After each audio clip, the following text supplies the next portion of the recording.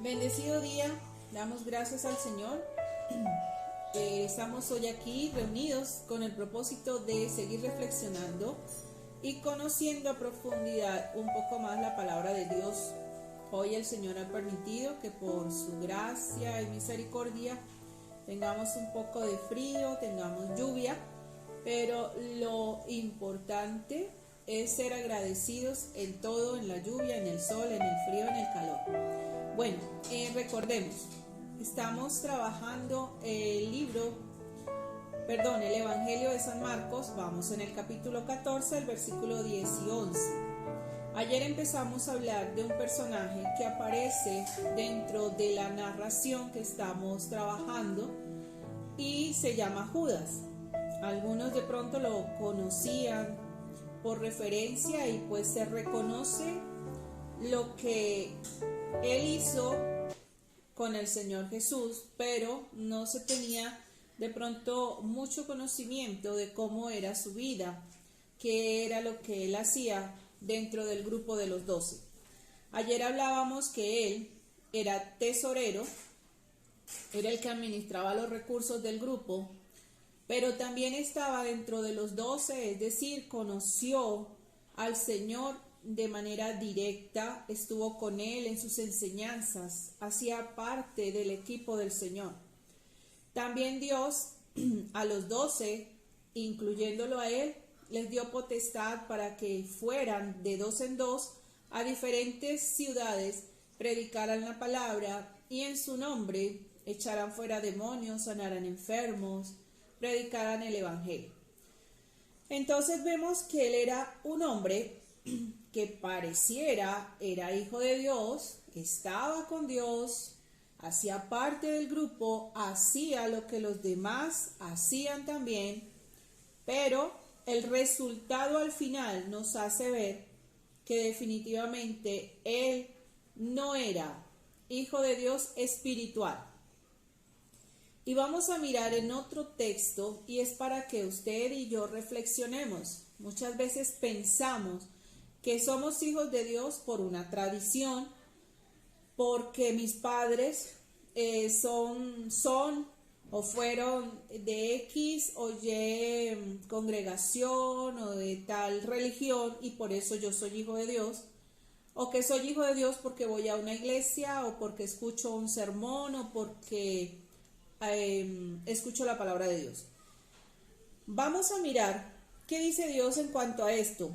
Vamos a buscar entonces en el Evangelio de San Mateo, el capítulo 7, vaya al versículo 21, se lo voy a leer, del 21 al 23, dice así: No todo el que me dice, Señor, Señor, entrará en el reino de los cielos, sino el que hace la voluntad de mi Padre que está en los cielos. Demos cuenta lo que dice el versículo 1. No todo aquel que cree que es hijo de Dios, no todo aquel que invoca su nombre es su hijo. Aquí hay una condición en este versículo. Dice que son hijos aquellos que hacen la voluntad del Padre.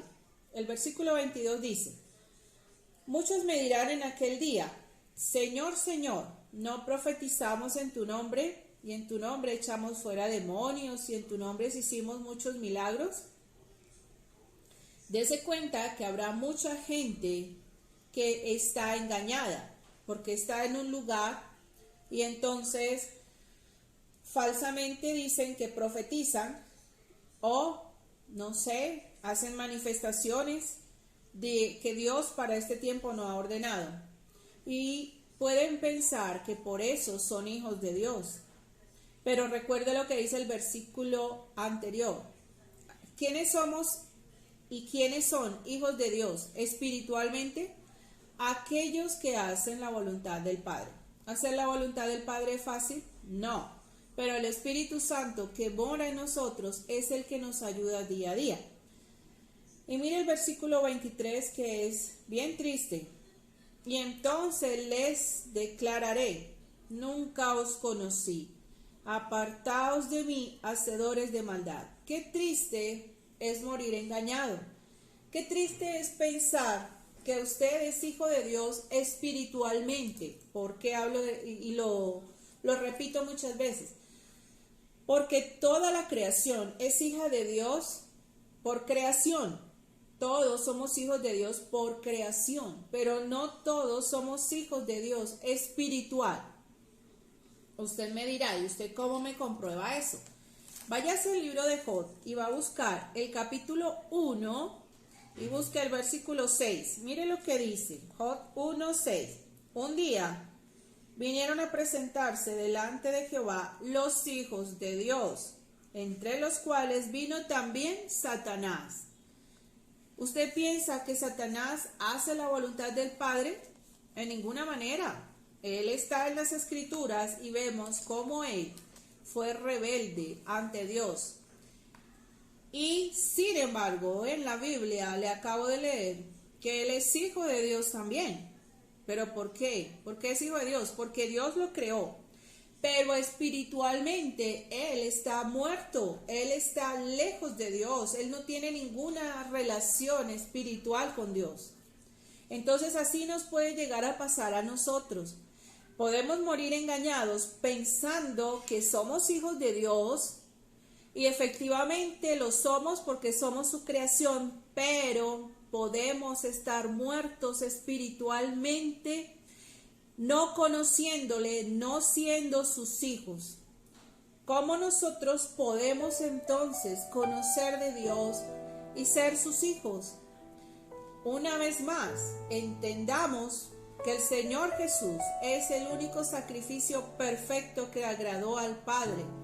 Él murió en la cruz en obediencia a su Padre, pero también nosotros nos beneficiamos de esa muerte.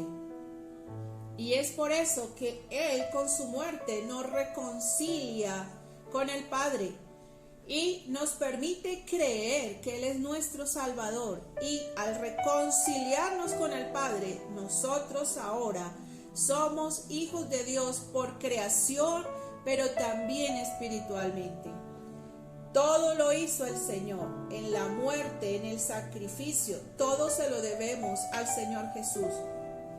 Él nos dará en nosotros el corazón, nos pondrá en nosotros el creer que así fue y saber que no es por nada de lo que nosotros hagamos o dejemos de hacer, solamente por la muerte del Señor Jesús es que nosotros somos hijos de Dios.